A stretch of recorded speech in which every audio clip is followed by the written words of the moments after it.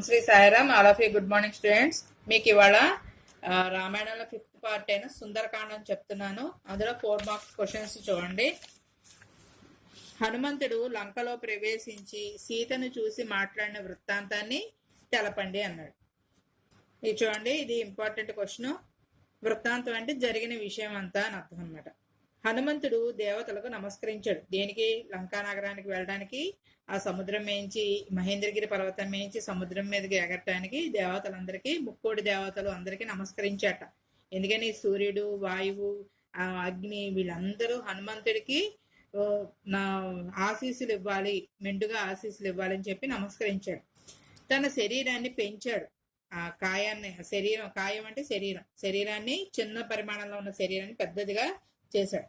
పెద్ద ధ్వని చేస్తూ చేతులను నడుము మీద ఉంచి తోకను విదిల్చాడు. తోకను ఒక్కసారిగా విదిల్చాడు. ఆ తోకను కూడా పెద్ద చేసుకున్నాడు. తోకం అంటే వాలం అంటాం. తోకని వాలం అంటాం. ఈ కోతికి తోక అనేది ఎలా ఉపయోగపడుతుంది అంటే, తాను కోతి ఎగిరేటప్పుడు ఆ దిశ ఏదైతే ఉందో, చేపకు చూడండి తోక ఎలా ఉపయోగపడుతుంది, దానికి దారి చూపించేలాగా, స్విమ్ చేయడానికి దారి చూపించేలాగా ఉపయోగపడుతుంది. అలాగే ఈ కోతికి కూడా తోక అనేది దిశని వెళ్ళే ఊపు ఏదైతే ఉంటుందో, అంటే ఎక్కువ ఫోర్స్గా వెళ్ళడానికి ఆ తోక బాగా గట్టిగా ఉపయోగపడుతుంది అనమాట. సీతను చూసి వస్తానని అంతరిక్షంలోకి ఎగిరాడు. అంతరిక్షం అంటే ఆకాశం. అంతరిక్షంలోకి ఎగిరాడు. హనుమ సముద్రంపై వెడుతుండగా సముద్రుడు హనుమకు సాయం చేద్దామని తనలో దాగిన మైనాకుడు అనే పర్వతాన్ని పైకి రమ్మన్నట. సముద్రం లోపల మైనాకుడు అనే పర్వతం దాగి ఉందన్నమాట. ఈ పర్వతాన్ని పైకి రమ్మన్నాడు సముద్రుడు. ఎందుకని? హనుమకు కొంచెం రిలాక్స్ అవుతాడు. ఎగురుతున్నాడు కదా, 100 యోజనాల దూరం వెళ్ళాలి కదా, కొంచెం రిలాక్స్ అవుతాడని చెప్పి రమ్మన్నట. హనుమ ఆ గిరి శిఖరాలపై విశ్రాంతి తీసుకుంటాడని సాగడు అనుకున్నాడు. ఆగి, ఆ గిరి శిఖరాలంటే ఏంటి? పీక్స్ అంటాం కదా, అదేంటి అంటే చివరి భాగం అని అర్థం. ఆ పై భాగంలో విశ్రాంతి తీసుకుంటాడని పాపం సాగరుడు అంటే సముద్రుడు అనుకున్నట. పైకి లేచిన మైనాకుడిని చూసి తనకు అడ్డుగా ఉన్నాడని హనుమ తన వక్షస్థలంతో నెట్టివేశాట. నేను వెళ్లే రామకార్యానికి నాకు అడ్డు తగులుతున్నాడు అనుకుని ఈ మైనాకుడిని పైకి, సముద్రంలోంచి పైకి లేస్తున్నాడు కదా పర్వతము, ఆ పర్వతం తనకు అడ్డు వస్తోందని చెప్పి వక్షస్థలం అంటే చెస్ట్ తోటి ఒక్కసారిగా నెట్టివేశాడంట హనుమంతుడు. మైనాకుడు మనిషి రూపంలో గిరి శిఖరంపై నిలిచి, అంటే పర్వతం వల్ల మనిషి రూపంలో గిరిపైన నుంచుని సముద్రుడి కోరిక మేరకే హనుమాన్ నేను ఇదంతా చేస్తున్నాను అని హనుమంతుడికి తెలిపాట. హనుమ తనకు మధ్యలో ఆగడం కుదరదని మైనాకుని చేతితో తాకి ముందుకు సాగాట. చేతితో తాగడం అంటే ఏంటి? తన పైన రిలాక్స్ అయినట్టుగానే ఊహించుకోమని చెప్పడం అనమాట. నాకు రామకార్యం మీద వెళ్తున్నాను, నాకు మధ్యలో ఎక్కడ నేను ఆగను, ఆ కార్యం పూర్తి చేసుకు వచ్చేటప్పుడు ఆగుతాను అని చెప్పి ఒక్కసారిగా మైనాకుడిని చేతితో తాకాడనమాట. హనుమను పరీక్షించాలని సురస అనే నాగమాత యత్నించి హనుమ సూక్ష్మ బుద్ధిని మెచ్చుకున్నట్టు. సూక్ష్మ బుద్ధి అంటే ఏంటి? బాగా నిశితమైన బుద్ధి అని అర్థం అనమాట. ఈ సురస అనే నాగమాత ఏం చేసిందంట, ఈవిడ లంకా సముద్రంలో ఉంటుందన్నమాట. ఆ సముద్రంలో సూక్ష్మ బుద్ధిని గ్రహించింది అనమాట నాగమాత. సింహిక అనే రాక్షసి హనుమను మింగాలని చూసిందంట. తానే హనుమ చేతిలో మరణించింది. హనుమ లంకను చూశాడు. రాత్రి కాగానే పిల్లి ప్రమాణంలో తన శరీరాన్ని తగ్గించుకుని లంకలో ప్రవేశించాడు. పిల్లి ఎలా ఉంటుంది అంతే సైజులోకి తను కూడా తన శరీరాన్ని తగ్గించేసుకున్నాడు అనమాట. అంటే తను ఎగరటానికి, దానికి ఈజీగా ఉండడానికి, నెక్స్ట్ ఎవరు చూడకుండా ఉండడానికి. అందుకని ఆ పిల్లి ప్రమాణంలో తన శరీరాన్ని తగ్గించుకుని లంకలోకి ప్రవేశించాడు. లంకాది దేవత లంకిణి.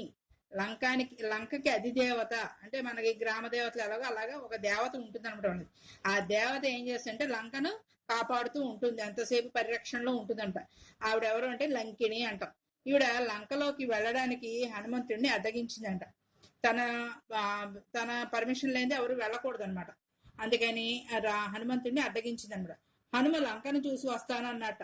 లంకిణి హనుమను అరచేత్తో కొట్టిందంట. హనుమ ఏం చేశాడంటే లంకిణిని ఒక్క దెబ్బ వేశాట. ఆ దెబ్బకి లంకిని ఏం చేసిందంటే కుప్ప కూలిపోయింది అంటే పడిపోయింది. వానరుడు వచ్చి లంకిణిని జయించినప్పుడు రాక్షసులకు కీడు కలుగుతుంది అని బ్రహ్మ చెప్పాడని హనుమకు లంకిణి చెప్పిందనమాట. ఎప్పుడైతే వానరుడు లంక మీదకి దండెత్తుకొచ్చి లంకిణిని జయిస్తాడో అప్పుడే రాక్షసులకి కీడు కలుగుతుంది అని బ్రహ్మ వరం ఇచ్చాడంట. ఆ శుభ సమయం ఇప్పుడు వచ్చింది అని చెప్పి హనుమను లంకలోకి వెళ్ళమందిట. హనుమ ప్రాకారం అంటే ఏంటి, అవుట్ సైడ్, ఈ గోడలు అవి ఉంటాయి, ప్రహరీ అంటాం కదా మన ఇంటి చుట్టూ గోడ పెట్టుకుంటాం కదా, అలా ప్రాకారం నుండి లంకలోకి దూకాడనమాట. లంకలో ఎడమ పాదం పెట్టాడు. ఎడమ పాదం ఎందుకు పెడతారు, ఏదైనా కీడు చేయాలి, కీడు తలపెట్టాలి అన్నప్పుడు అక్కడ ఎడమ పాదం పెడతారంట. అదే కుడి పాదం అయితే శుభ సూచకానికి పెడతారు. ఇప్పుడు పెళ్ళైన కోడలు ఇంట్లోకి వచ్చిందనుకోండి, ఆ ఇల్లు సుఖ సంతోషాలతో వెలగాలి కాబట్టి అందుకని కోడల చేత కుడికాలు పెట్టేస్తాయి. ఏదైనా మనం గుడిలోకి వెళ్ళాం అనుకోండి, కుడికాలతో ముందుకు వెళ్తాం. ఇలాగా అన్ని పనులకి కుడికాలు పెడతాం, విజయవంతం అవుతాయని. కానీ ఇక్కడ ఎడమ పాదం ఎందుకు పెట్టాయంటే లంకకు హాని కలిగించాలి కాబట్టి అందుకని ఎడమ పాదం పెట్టాట. హనుమ లంకలో రాక్షస భవనాలన్నీ వెతికాడు, సీత ఎక్కడుందో అని వెతికాట. రావణుని భార్య మండోదరిని చూసి సీత అని భ్రమపడ్డాట. ఈవిడ ఈ ఒక భవనంలో ఈ మండోదరి, రావణాసుడి భార్య మండోదరి అన్నమాట. ఈవిడ ఒక భవనంలో పట్టు మీద పడుకుంటుంది, పట్టు మంచం మీద పడుకుంటుంది అనమాట. ఆవిడే సీతని భ్రమపడ్డాట. ఏంటి, రావణాసుడు తీసుకొచ్చి ఈ భవనంలో ఉంచాడా అని చెప్పి అనుకున్నట. తర్వాత ఆమె సీత కాదని నిశ్చయించుకున్నాడు. సీత భర్తతో వియోగం ఉంది కదా, రాముణ్ణి వదిలేసి ఉంది కదా, ఇలా పట్టుపరుపుల పైన ఎందుకు పడుకుంటుంది అని చెప్పి ఈవిడ సీత కాదు అని మళ్ళీ నిశ్చయించుకున్నట. చివరకు సీత చనిపోయి ఉంటుందా అనుకున్నట. రాముడు వియోగం తట్టుకోలేక చనిపోయిందేమో అని ఒకసారి అనుకున్నట. ఎందుకని, ఎంత వెతికినా సీత కనబట్టలేదు. అందుకని అన్ని రకాలుగా ఆలోచిస్తున్నట్ట. హనుమ తాను కూడా మరణిద్దాం అనుకున్నట్ట. సీతనే తీసుకురాలేకపోయాను, రాముడికి నా మొహం ఎలా చూపించాను నా దేవుడికి అని చెప్పి నేను కూడా మరణిద్దాం అనుకున్నట్ట. చివరకు బతికి ఉంటే శుభాలు పొందవచ్చు అనుకున్నాడు. ఏమో చివరిసారిగా ప్రయత్నం చేద్దాం, బతికి ఉంటే ఏదైనా ఒక పని జరగచ్చు కదా, మంచి శుభాలే జరుగుతాయి కదా అని చెప్పి చనిపోయి ఏం చేస్తాం అని చెప్పి మళ్ళీ మనసు మార్చుకున్నట్ట. హనుమ అశోక వనంలోకి వెళ్ళాడు. అశోక వనము అంటే అశోక చెట్లు, అశోకలోనే శోక ఉంది చూడండి. ఈ చెట్ల కింద ఎక్కువ కూర్చోరు ఎవరు, ఇవి ఎక్కువ పార్కుల్లో వాటిలో అంటే చల్లదనాన్ని ఇవ్వడానికే ఉపయోగపడతాయి. శోకవనము, శోకం అంటే ఏంటి, సీతాదేవి శోకించడం అంటే ఏడుస్తూ, ఎందుకని తన పతి వియోగం భరించలేక ఏడుస్తూ ఆ చెట్టు కింద కూర్చుంది. అందుకనే దాన్ని అశోక చెట్టు అంటారు. ఈ అశోక చెట్లు కలిసిన వనం, ఒక తోటలాగా ఉన్న ఆ చెట్లు ఉన్న తోటని అశోక వనం అంటారు. ఈ అశోక వనంలోకి వెళ్ళాట హనుమంతుడు.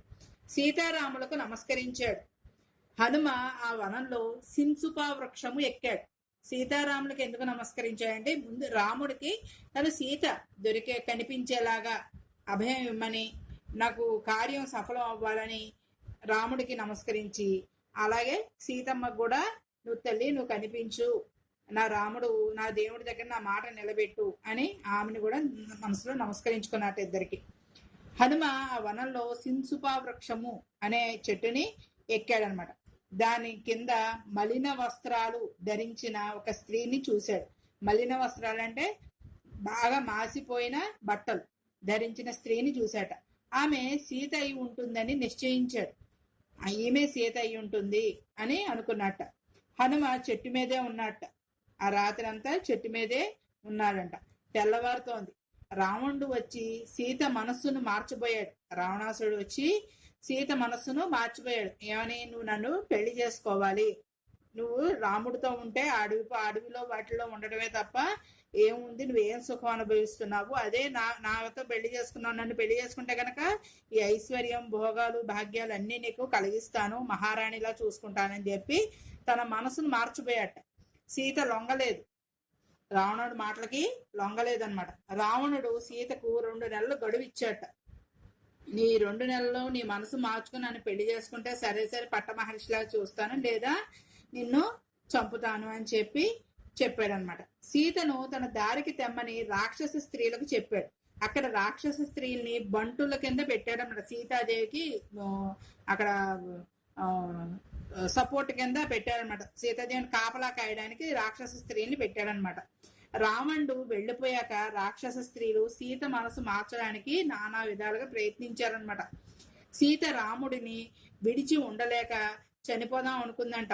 నేను రాముడిని విడిచి ఉండలేను, నా మనసులో రాముడే ఉంటాడు కానీ ఇంకొక పురుషుడు ఎవరు ఉండరు అని చెప్పి నేను చనిపోదాం అని అనుకుందంట. తను చనిపోదాం అనుకుందంట.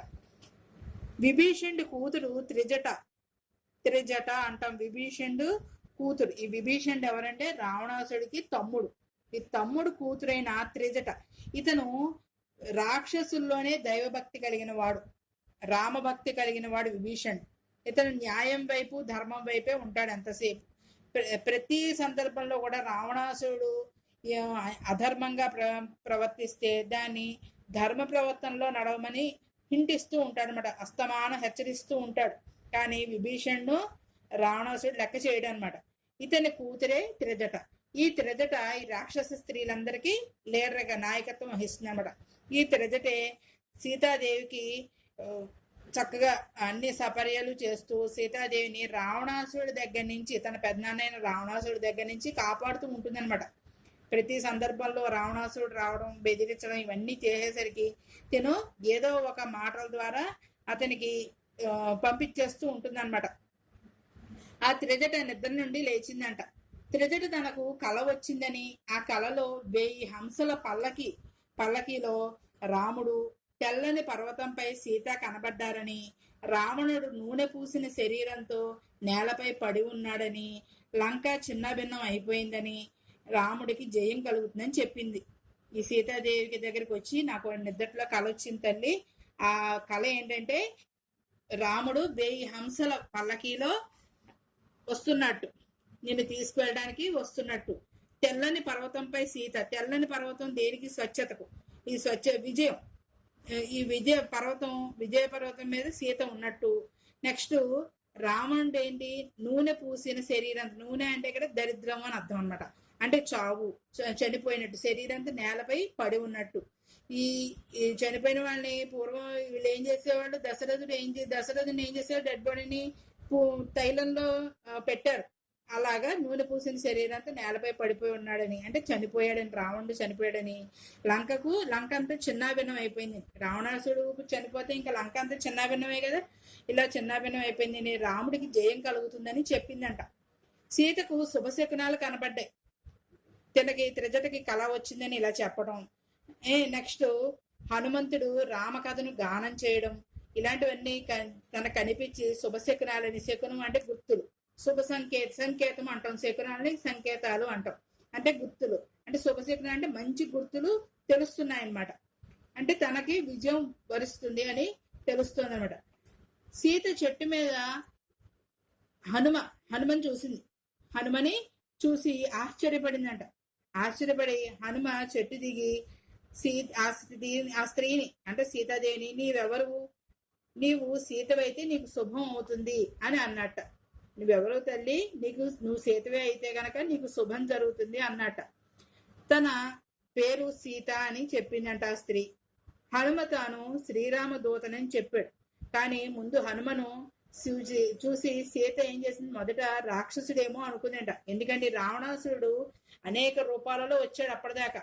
ఒక్కోసారి రాముడి కింద, లేకపోతే లక్ష్మణుడి కింద, ఇలా రూపం మార్చుకుని వచ్చేవాడు అనమాట, తను నమ్ముతుందని. కానీ ఆ సందర్భాల్లో ఎప్పుడు నమ్మలేదన్నమాట. అలా రావణాసుడే మళ్ళీ ఈ రూపం మార్చుకుని వచ్చాడా, నన్ను అపహరించడానికి వచ్చాడా? ఒకసారి ఋషి రూపంలో వచ్చాడు కదా, ముని రూపంలో వచ్చాడు ఎక్కడ, పంచవటిలో ఉన్నప్పుడు. ఇలాగ రూపాలు మార్చుకుని వస్తున్న రావణాసుడేమో అనుకుందంట. కానీ రామదూత అయితే రాముని గురించి నువ్వు చెప్పు అన్నదంట. నువ్వు రామదూతవే అయితే నిజంగా రాముడి గురించి నీకేం తెలుసో చెప్పు అన్నదిట. హనుమ రాముని రూపాన్ని వర్ణించాట. రాముడు ఇచ్చిన అంగుళీయకాన్ని సీత గుర్తుగా ఇచ్చాట. అంటే ఏంటి? నేను సీతమ్మ కనిపిస్తే నాకు మీ రామబంటునని ఎలా తెలియాలి, ఆవిడకి నేను ఎలా తెలియజేయాలి అంటే, రాముడు ఏం చేశాడంటే తన ఉంగరాన్ని, వాళ్ళిద్దరికి గుర్తుగా ఉన్న ఒక ఉంగరాన్ని ఇచ్చాడనమాట. అది సీతకి రాముడికే తెలుసు అనమాట. ఆ ఉంగరాన్ని ఇచ్చాడు. ఆ ఉంగరంని అంగుళీయకము అంటారన్నమాట. రాముణ్ణి త్వరగా లంకకు తీసుకురమ్మని హనుమకు సీతమ్మ చెప్పిందంట. వెంటనే సీతను రాముని వద్దకు తీసుకుని వెళ్తానని తన వీపుపై కూర్చోమని హనుమ చెప్పాడు. నిన్ను వెంటనే నిన్ను రాముడి దగ్గరికి తీసుకెళ్ళిపోతానమ్మా, నువ్వు నా వీపు ఎక్కి కూర్చో, నేను గాలి మార్గం ద్వారా నిన్ను తీసుకెళ్ళిపోతాను అని చెప్పాట. అందుకు సీత నిరాకరించింది. నేను అలా రాను అని చెప్పిందంట. తాను పరపురుషుణ్ణి తాకనని, రాముడు రావణుని చంపి నన్ను తీసుకువెళ్ళటం ధర్మం అని చెప్పిందట. నువ్వు వానరువైనా పరపురుషుడితో సమానమే కాబట్టి నేను నీ వీపు ఎక్కడం కుదరదు, రాముడికి చెప్పు నేను ఇక్కడ ఉన్నట్టు, అతను రావణాసురుని చంపి నన్ను తీసుకెళ్ళటం ధర్మము అని చెప్పిందనమాట. హనుమంతుడు రాముడు గుర్తించే ఆనవాళ్ళను ఇమ్మని సీతమ్మని అడిగాడు. నిన్ను చూసినట్టు రాముడికి తెలియాలి కదా, నీ దగ్గర ఏమన్నా ఆనవాళ్ళు ఉంటే అంటే గుర్తులాగా ఆయన రంగులకి ఇచ్చాడు కదా, అలాగే నువ్వేమన్నా ఇవ్వు తల్లి అంటే సీత కాకాసురుడి కథ చెప్పింది. ఈ రాముడు సీత ఉన్నప్పుడు రాముడు సీతకి కాకాసురుడు అనే ఒక రాక్షసుడి కథ చెప్తాడనమాట. ఆ కథ చెప్పింది అనమాట గుర్తుగా. ఆమె తన దివ్య చూడామణిని అంటే తలలో పెట్టుకునే ఒక ఆభరణం అనమాట, ఆ చూడామణిని హనుమకు ఇచ్చిందంట. ఈ విధంగా హనుమ లంకలో సీతను కలిసి వెళ్ళాడనమాట. సీతాన్వేషణ వృత్తాంతం రాయండి, లేదా హనుమ లంకను కాల్చి వచ్చి సీత జాడను రామునికి నివేదించిన వృత్తాంతాన్ని వివరించండి. ఈ క్వశ్చన్ 2 విధాలుగా అడుగుతాడు. సీతాన్వేషణ వృత్తాంతం అన్న, హనుమంతుడు లంకను కాల్చి సీత జాడను రాముడికి తెలిపిన వృత్తాంతం అన్న ఒకటే. సీతాదేవిని దర్శించడంతో హనుమకు ఒక ముఖ్య కార్యం పూర్తయింది. ముఖ్య కార్యం అంటే పని అర్థం. ఈ కార్యానికి వికృతి కర్జం ఇవి కూడా గుర్తుపెట్టుకుంటూ ఉండండి. మీ గ్రామర్ పాటలో వస్తూ ఉంటాయి కదా. కార్యంకి వికృతి కర్జం అనమాట. ముఖ్య కార్యము అంటే ముఖ్యమైన పని పూర్తయింది. అసలు ముఖ్యమైన పని ఏది? సీతాదేవిని చూడటం. ఆ పని పూర్తి చేసుకున్నాడు. అసలు ఇంకా ఏం చేద్దాం అనుకున్నట్ట, రావణుడి శక్తి సామర్థ్యాలు హనుమ తెలుసుకుందాం అనుకున్నట్ట. ఉత్తరోత్తర యుద్ధం చేయాల్సి వస్తుంది, అంటే ముందు యుద్ధం చేయాల్సి వస్తే అసలు రావణాసుడి కెపాసిటీ ఎంత ఉందో, శక్తి సామర్థ్యాలు ఎలా ఉన్నాయో తెలుసుకుందాం అని ఒక అంచనా వేసుకున్నట్ట. అశోకవనాన్ని ధ్వంసం చేశాట. ఎక్కడికక్కడ ఇళ్ళు వనాలు అన్ని బద్దలు కొట్టేస్తున్నట్ట. అశోక వన ధ్వంసం గురించి రాక్షస స్త్రీలు రావణునికి చెప్పాట. ఇలాగా ఒక కోతి వచ్చి, ఒక వానరం వచ్చి మా గృహాలన్నీ ధ్వంసం చేసేస్తోంది, ఆ వనమంతా చిందరవందర చేసేస్తోంది అని చెప్పాట. రావణుడు 80,000 మంది రాక్షసుల్ని పంపించాట హనుమంతుడి మీదకి యుద్ధానికి. హనుమ వాళ్ళను చంపేశాట. రావణుడు పంపిన జంబుమాలిని, 7 మంత్రిపుత్రులను, 5 సేనాపతులను, అక్షకుమారుణ్ణి హనుమ చంపేశాట. చివరకు రావణుడు తన కుమారుడైన ఇంద్రజిత్తును పంపాడు. ఇంద్రజిత్తుడు అంటే ఇతనికే ఇంకో పేరు మేఘనాథుడు. ఇతను మేఘాల చాటు నుండి మాయావిగా యుద్ధం చేస్తూ ఉంటాడనమాట. యుద్ధం చేసే టైంలో యుద్ధకాండలో ఇంద్రజిత్తు మేఘాల చాటు నుండి డైరెక్ట్ గా యుద్ధం చేయడు. మేఘాల చాటు నుంచి పొంచి ఉండి యుద్ధం చేస్తూ ఉంటాడు అనమాట. కనిపించడు అనమాట, కనిపించకుండా యుద్ధం చేస్తాడు. అలాగే జిత్తు అంటే జిత్తులు మారిన అక్కడ అంటే ఎత్తుకు పై ఎత్తు వేసేస్తూ ఉంటాడు అనమాట. అందుకే ఇతని ఇంద్రజిత్తు అంటారు. ఇంద్రజిత్తు బ్రహ్మాస్త్రంతో హనుమను బంధించాట. ఈ బ్రహ్మాస్త్రం అనేది బ్రహ్మ యొక్క హస్త్రం అనమాట, బాణం. ఆ బాణంతో సంధిస్తే అది అతనికి హనుమంతుని కట్టివేసేస్తుంది అనమాట, తాడుతో కట్టేసేస్తుంది. ఈ హనుమకు వరం ఏంటంటే బ్రహ్మాస్త్రం అనేది స్వల్పకాలమే పనిచేస్తుంది అనమాట. అది బందీగా ఉంచుతుంది. దానికి అతను లొంగిపోయాడు అనమాట. ఎందుకని? అసలు రావణాసుడు అయిన రాక్షసుడి దగ్గరికి ఇతన్ని తీసుకెళ్తారు కదా బంధించి అని, అసలు అతనికి హెచ్చరిక చేద్దాము అనే ఉద్దేశంతో అది స్వల్పంగా బందీ అయిపోయాడు అనమాట. దానికి రాక్షసులు హనుమను రావణుని ముందు ప్రవేశపెట్టారు. హనుమ తాను రామదూతనని చెప్పి రాముని పరాక్రమాన్ని చాటాట. దూతను చంపడం తగదని రావణుడు తమ్ముడు విభీషణుడు చెప్పడంతో రావణుడు హనుమంతుడిని తోకకు నిప్పండించాడు. ఇతన్ని చంపమని హెచ్చరించాట. ఎవరికి? భటులందరికీ. కానీ దూతగా వచ్చిన వాళ్ళని చంపకూడదు, మధ్యవర్తిగా అక్కడి నుంచి దూత అంటే రాయబారిగా వచ్చిన వాళ్ళని చంపకూడదు అని చెప్పి ఎవరు చెప్పారు? ధర్మ ప్రకారం ఇది అతను సందేశం తీసుకొచ్చాడు నీకు, నువ్వు దానికి తగ్గట్టుగా నువ్వు ప్రవర్తించాలి, కానీ నువ్వు దూకుడు స్వభావంతో అతన్ని చంపకూడదు అని చెప్పి ఆ తమ్ముడు విభీషణుడు చెప్తాడనమాట. అందుకని ఇతనికి ఏదో పనిష్మెంట్ ఇవ్వాలి కాబట్టి అతను చేసిన ఈ వనం అంతా పాడు చేయడమే కానీ, అతని సైన్యాన్ని చంపడమే కానీ ఇదంతా చేసినందుకు పనిష్మెంట్ లాగా ఏం చేశాడు? వానరుడికి అంటే కోతికి ఆ అలంకారం, అందం అన్ని ఇచ్చేది, బలం ఉండేది తోకలోనే. అందుకని రావణుడు హనుమంతుని తోకకు నిప్పండించండి అని లంకలో తిప్పమని చెప్పాట. నిప్పండించి లంకలో తిప్పమన్నట. రాక్షసులు రావణుని తోకకు బట్టలు చుట్టి నూనెతో తడిపి నిప్పు ముట్టించేట. అంటే ఆ తోక డైరెక్ట్ గా అంటించలా, నూనెలో తడిపిన బట్టలు ఉంటాయి కదా, ఆ క్లాత్ చుట్టేసి తోకకి నిప్పట్టించాట. ఆ నిప్పంటించాక మరి అసలే హనుమంతుడు కోతి, వానరం. కోతి అంటే ఏంటి? చెంచల స్వభావం, ఎక్కడ ఒక చోట నిలవదు, తనకి ఏదొస్తే అది చేసేస్తూ ఉంటుంది. ఏ పని చేయాలంటే అది చేసేస్తుంది. మరి నిప్పంటించిన వాళ్ళు ఊరుకుని వెళ్ళిపోతున్నా వెళ్ళదు. లంకా నగరం అంతా ఊరేగిస్తే హనుమంతుడు ఏం చేశాడు? ఆకాశంలోకి ఎగిరి విభీషణుడి భవనం తప్పించి మిగతా లంక అంతా తగలబెట్టేశాట. అది తోకతోటే లంక అంతా తగలబెట్టేసుకుంటూ వచ్చాట. విభీషణుడి భవనం ఎందుకు తగలట్లేదు? ఇతను రామభక్తుడు, ఇతని తరపున వాదించాడు. దూతగా వచ్చిన చంపకూడదు, ఇవన్నీ ధర్మం మాట్లాడుతుంది కదా. ధర్మానికి ఎప్పుడు హనుమంతుడు కట్టుబడి ఉంటాడు కాబట్టి విభీషణ్ణి, అతని భవనాన్ని ఏమీ ముట్టించకుండా మిగతా లంకా నగరం అంతా తగలబెట్టేశాట.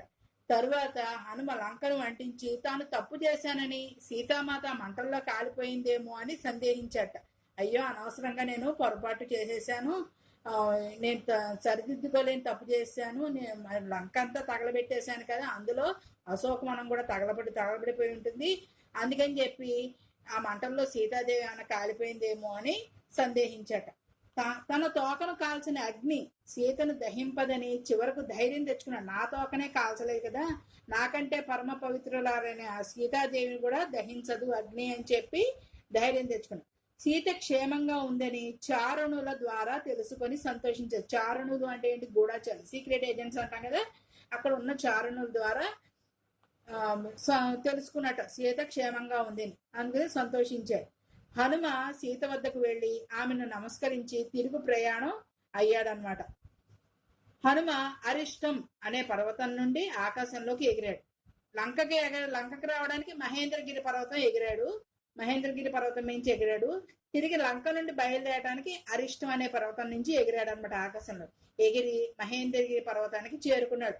ఎలా చేరుతున్నాడు? మహానాదం చేసుకుంటూ, విజయోత్సాహంతో మహానాదం చేసుకుంటూ చేరుతున్నాడు. జాంబవంతుడు ఆ ధ్వనిని విని హనుమ విజయం సాధించి వస్తున్నాడని వానరులందరికీ చెప్పాడనమాట. హనుమ మహేంద్రగిరిని చేరాడు. పెద్దలకు నమస్కరించాడు.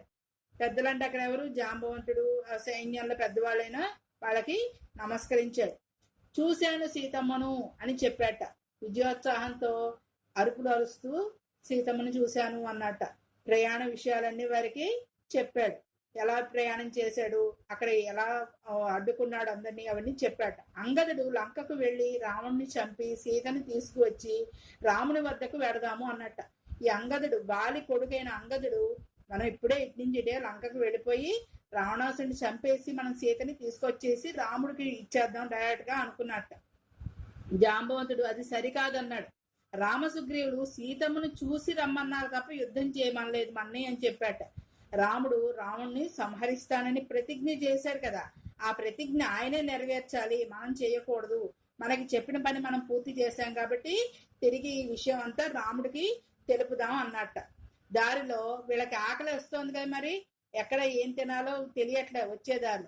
అందుకని దధిముఖుడు రక్షిస్తున్న మధువనాన్ని, ఈ దధిముఖుడు ఎవరంటే మళ్ళీ సుగ్రీవుడికి ఒక రకంగా తమ్ముడు అలా అవుతాడు. అందుకని ఆ మధువనాన్ని వానరులు ధ్వంసం చేశారు. మీకు 6th క్లాస్లో ఉంది మధువనం లెసన్.